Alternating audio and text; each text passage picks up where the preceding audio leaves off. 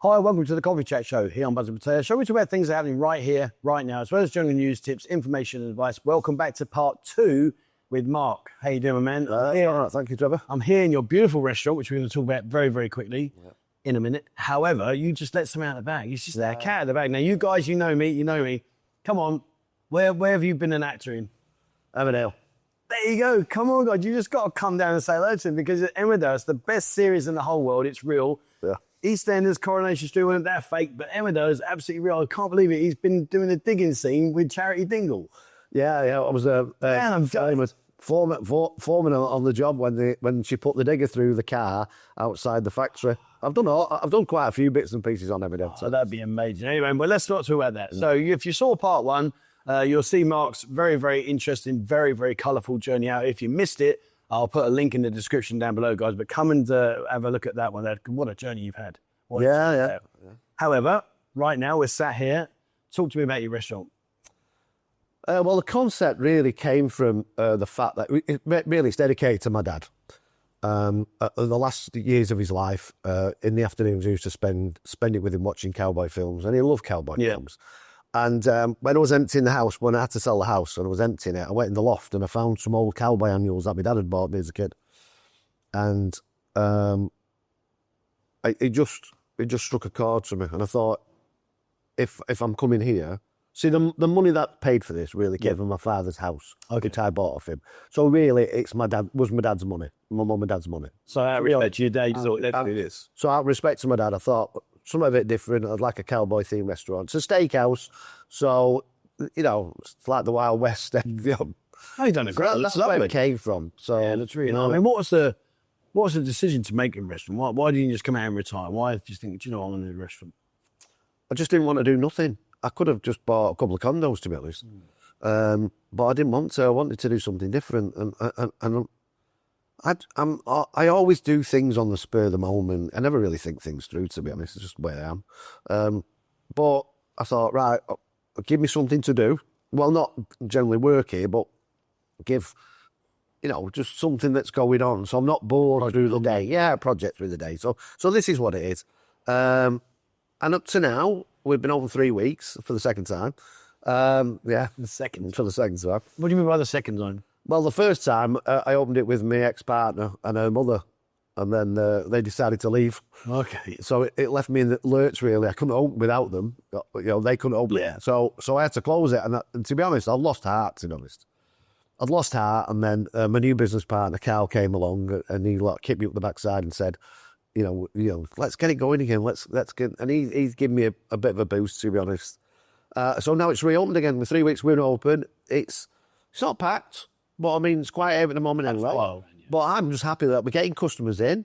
They're going on Google Maps and they're giving us 5-star. We've got 16 5-star reviews. Yeah, good. Everybody that's come in has loved the food, likes the way it is. I thought people wouldn't like the cowboy theme. But even the Thais like cowboy. I didn't realise, but even Thais like cowboys. Well, I like your setup in it. It's nice. I mean, you got all the what's with these cartoons on the wall? What's that about? Well, they were they're scanned from the cowboy annual that I found in the loft that my dad had bought me.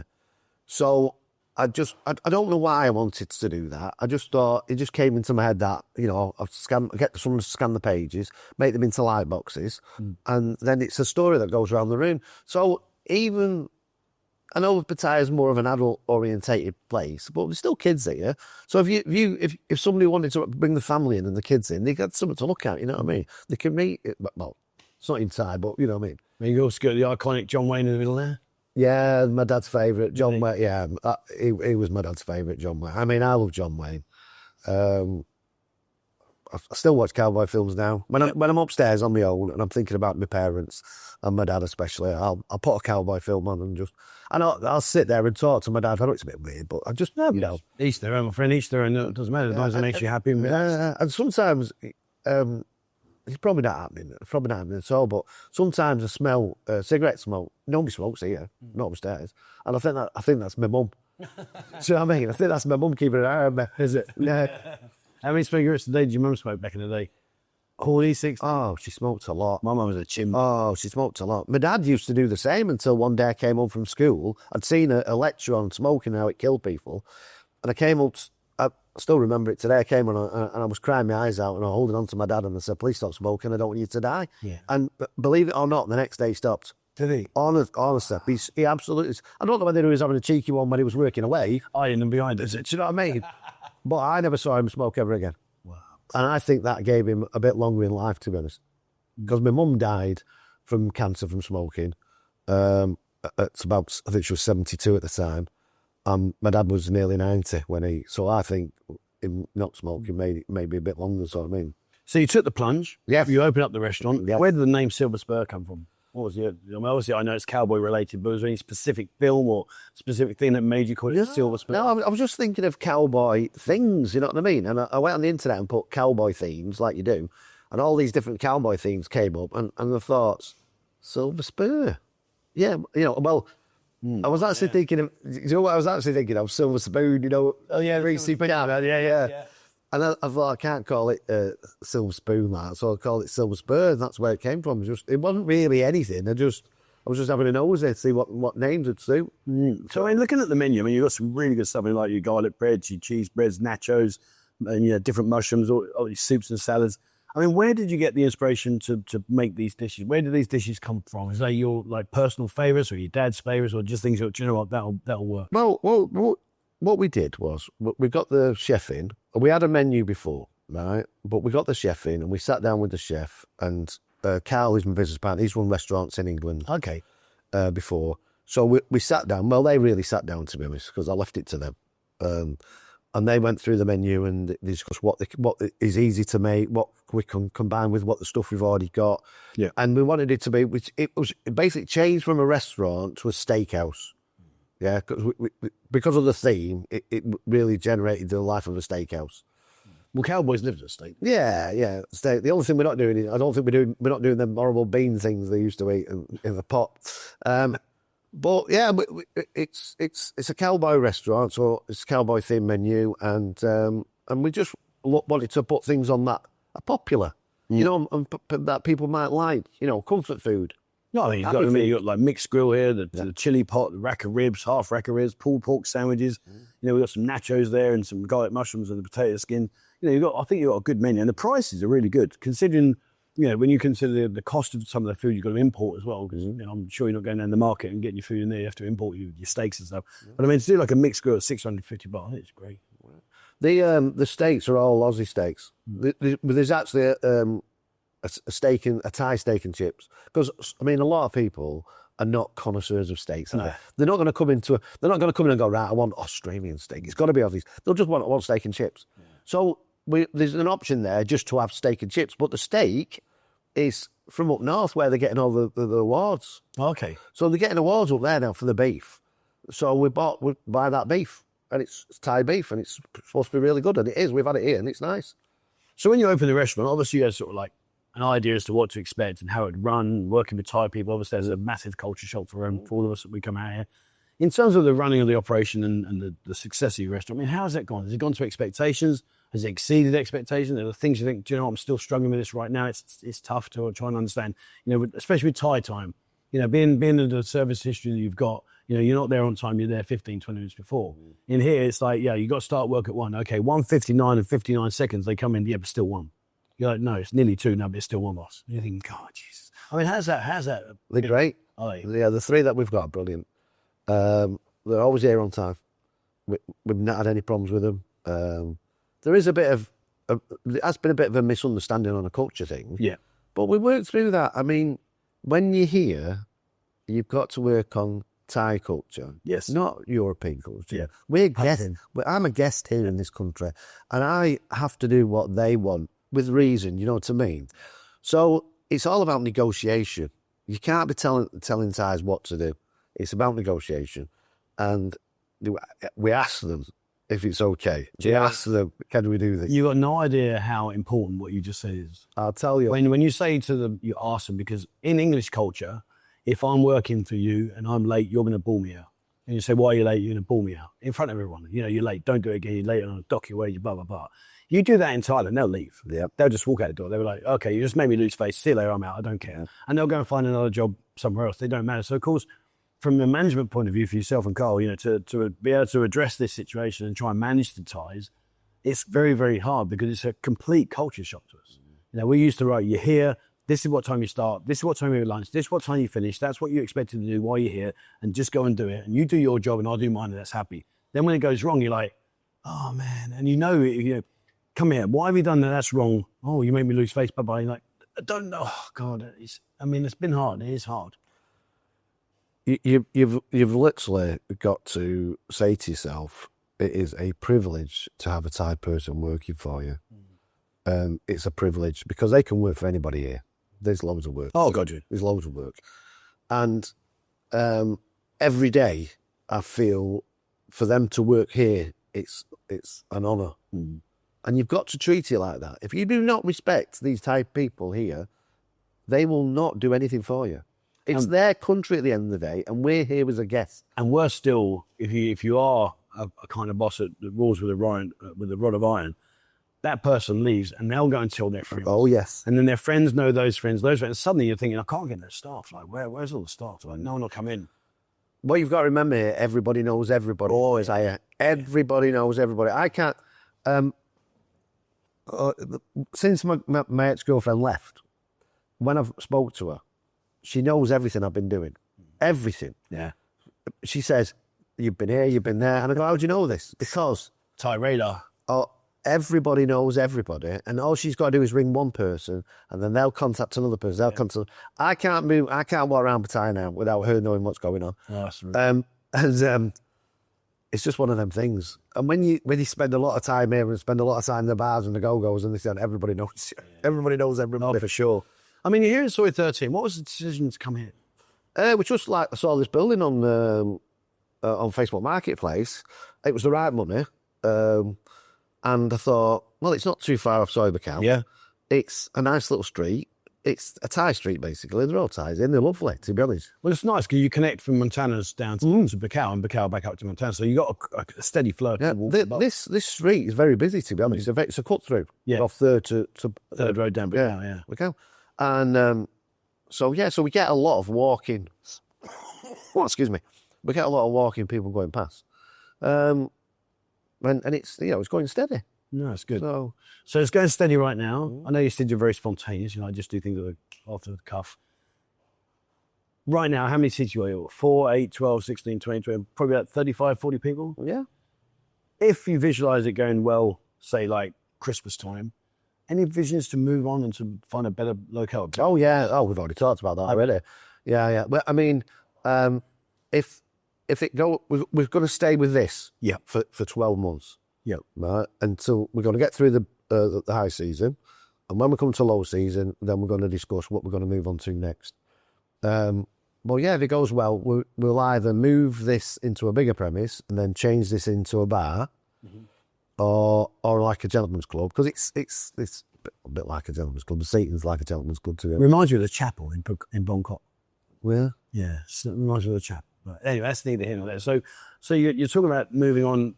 Would you open a bigger premises? Yeah. If it goes well. Same thing. Yeah, same format. Exactly the same format, but maybe just somewhere slightly bigger. We'd like to be on Soybecow, to be honest. Well, Macau's busy. There's a constant flow of traffic. Yeah, we'd like to be on Soybecow, but at the end of the day, it's all down to how much it's going to cost. What the rent, because obviously the rent here is great, but you go on Soybecow, the rate's going to go up, you know what I mean? So you've got to have a good flow of money coming in. Let's be honest, you've got to have a good flow of money coming in to move to somewhere like that. Yeah. But if this stays steady and it gives us what we want for now, come the next 12 months, we decide, well, we'll just stay as we are. It's all right. We'll just carry on as we are. And maybe look for something about the same size somewhere else, to reproduce what we've got. Have you got a Facebook page? We have a Facebook page, yeah. It's called Silver Spur Pattaya. Okay, what I'll do, guys, I'll drop the link for the Facebook page in the description of the video below. Also, what I'll do is I'll set you up on our Discord. Thank you. So you can post in our Discord. So you better look in Discord underneath restaurants. There'll be a room there now, which will be Silver Spur Restaurant, where you can put all your menus, all your photos, and just update that daily in our sticky. I appreciate that. No worries. I mean, when I look at the food here, I look at the menu, I think you've done a really nice, there's a good platform here. Great choice. And what I like about what you've done here as well, there's a comprehensive Thai range. Yes. Yeah. Now, I understand now that it's not the falang who decides where you go. 100% correct, yeah. 100%. It's the Thai person who decides. So even if the foreigner or falang, whatever, comes in here and has an amazing meal, Yeah, totally agree. but the Thai lady doesn't enjoy her meal, they ain't coming back again. No. They're never going to come back again. 100% correct. So that's why we got Pawn in, because she's a brilliant chef, and especially with Thai food. And be honest with you, we've had more Thais in here than we have foreigners for the Thai food, because they know of her reputation, and we're getting constant repeat Thais coming in and eating the food here. And that's good. I mean, the one thing Thai people, I always say this to people, when people are like, really? I'm like, yes, trust me. People think Thai people, because they eat everything on the street stalls, and said, they think, oh, they just eat anything, and they don't care. Thais are extremely fussy. Yes, they are. And although, a good example, you go down to the cow market now and you go down to the hospital, you see the swarm of Thai people around the Somtam lady. And then you can walk literally about 50 metres up, and on the right-hand side up by near towards Cheap Ties, there's another lady there that hasn't got swarms. And the reason is because the Somtam down there is better than, and they are very, very fussy eaters. And I've had it myself. I've been married 7 years, lived here 11 years. I say to my wife, right, should we go to this place? No, I don't really want to go. Why? I don't like the Thai food.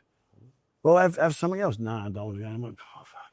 So you end up not going. Yeah, So when I go home now, I go to all the Thai restaurants. When I go back to Korat, I go to, there's not hardly any Falang restaurants anyway, so I go to the city centre. But the point being, what you said there, is Thais will determine where the Falang goes. Oh, yes. If they ain't right, you can have the best steak in the world in there, but if she ain't happy, you're either eating on your own, and she's down having a 40 baht sometime, or you're pleasing her and coming in there. I found that when I was with a mate's partner, and I was with her for 11 months.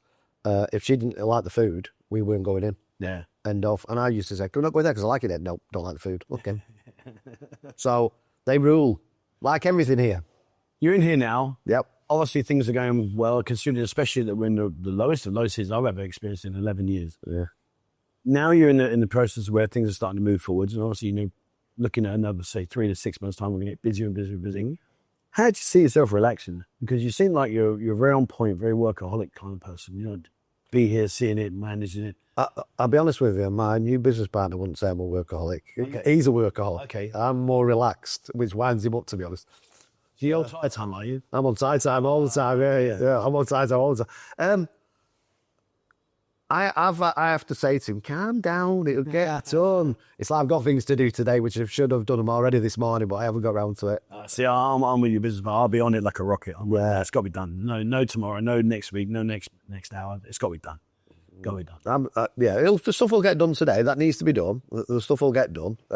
But it's like Thai time. In Mark's time. Mark's time. Thai time. There we go. Thai time. Yeah, but things get done, and we've got builders on the roof at the moment making 5 rooms for us. Okay. To rent out to Thai ladies.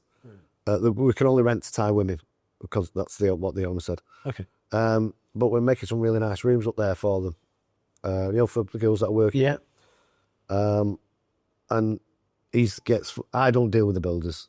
Right, he's been dealing with the builders, and he gets rather frustrated with the builders. Yeah, I can buy it. So it's Thai time, just relax. It's Thai. Yeah, but the thing is, we work to a schedule. So, it's like, right, I need that doing, because once that's done, I can do the next bit. And you're like, you haven't done it yet. Yeah, I do soon. Well, no, soon's not good enough. It needs to be done for me, please. I've got other things to do. I'm not waiting for you. And then when they turn up, they sit down and eat for an hour. And I'm like, can you just please do the job, and then you can go and eat? I can carry on my work, but honestly, but you know what I'd say is, you've got a great menu here. Food looks amazing. Guys, if you are in the area, come down and experience this. It's a lovely decor. I really like the cowboy theme, and obviously it's personal. It's why it's a cowboy theme. But come down and chat to Mark and Carl. And I'm sure you'll find some interesting stories in here. And like I say, come and chat this week. It's been a really good job. I wish you all the success in the world. Thank you. Yeah, I mean, we've both got a bit of a crazy life. We've both had crazy lives. I think that's why we've come together, to be honest. And compare notes. Yeah, and he will tell you we're chalk as cheese. He's like one person, I'm another. But for some reason, it works. But we're here. We're enjoying it. We're getting on with it. You've just got to live it, to be honest. What days of the week do you open? We're open Tuesday while Sunday. Monday is a day off. Everybody's got to have a rest. Yeah. I mean, we've only got 3 staff at the moment, so they need a rest. And what time do you open? We open midday and close, and 10 o'clock at night. And 10 o'clock at night. Right, there you go. So Monday's your day off. So don't come in Monday, but Tuesday through to Sunday. Get down here midday. Come and check this food out, guys. I'm sure you won't be disappointed. Been a pleasure. Oh yeah, thank you. No, I only came here to make one video, but your preview, if you haven't watched the part one, you've got to watch it. Your build up to come out, it was just phenomenal. It's crazy. It was absolutely crazy. And then when we finished part one, he drops in the bombshell. He worked in Emmerdale. I'm like, oh my God, Yeah, I'm so jealous. Yeah, when you look at some of the jobs that I did in part one, I forgot to mention that over the time while I was doing all those jobs, I did acting for about 20 years, and I've literally done all sorts. But yeah, I was in quite a few roles. Emmerdale, there you go. Brad Pitt, step aside, is in Emmerdale. Much more important. All right, there we go, guys. That is it. That is part two. I'll put down a pin drop location to where this restaurant is. Soy 13. Can't miss it. Very easy to get to Upper Cal. I'll put a link onto their Facebook, social media. Do you have a website? We do, but it needs development. Okay, so when that comes, I'll add it. Yeah. Have a look in Discord, guys. I'll give the dedicated room. So again, you can connect with Mark and Hole, and you can see the menu, etc., the photos of the pictures of the food, etc. So come down and have a look at that, guys. All right, there we are. That's it for me. That's it for Mark. Thank you very much for watching. As always, please remember to hit the subscribe button and also the bell icon if you'd like to be notified when I bring out a new video. If you'd like to receive our monthly newsletter, please send an email, 247pattaya@gmail.com. Bo will send you out a newsletter at the end of every month, packed full of information, events, things that happen in the city, things that have happened, all these kind of things that you need to be on point with. So have a look at that, guys. Just send me the email through. If you haven't, check out Discord. Discord is over 23,000 members. As I said to you before, I'll put Silver Spur Restaurant in there so you can see exactly what I've been talking about today in the menu and all the food pictures, etc. So come down, come and say hello, guys. TikTok is all about daytime. If you want to see where to go, places to visit, things to do, restaurants, hotels, have a look in TikTok, search for Buzzing Pattaya. And Instagram is all about the nightlife. So if you want to find out about the bars, the girls, all that kind of stuff, jump into the Instagram, guys. It's all there for you. If you want to have a look at kick.com/Buzzing Pattaya, that's unfiltered, uncensored live streams. We go to bars, we play games with the girls, etc. I would live walk around, we get live guests on the show. Maybe we should get you on the show for the Kick. Yeah, I do about your journey again now. Yeah. God dear. But have a look at Kick, guys. kick.com/Buzzing Pattaya. Come and have a look. It's every Tuesday, every Thursday, Friday, Saturday, and Sunday. Check that one out. And if you'd like to support the channel and the work we do here, please become a member on YouTube. If you do become a member, send me through information that you become a member, and I'll send you access to our members on your Discord and other benefits. Right, there we are. That's it from me. Thank you very much for watching, guys. And please, as always, wherever in the world, stay safe.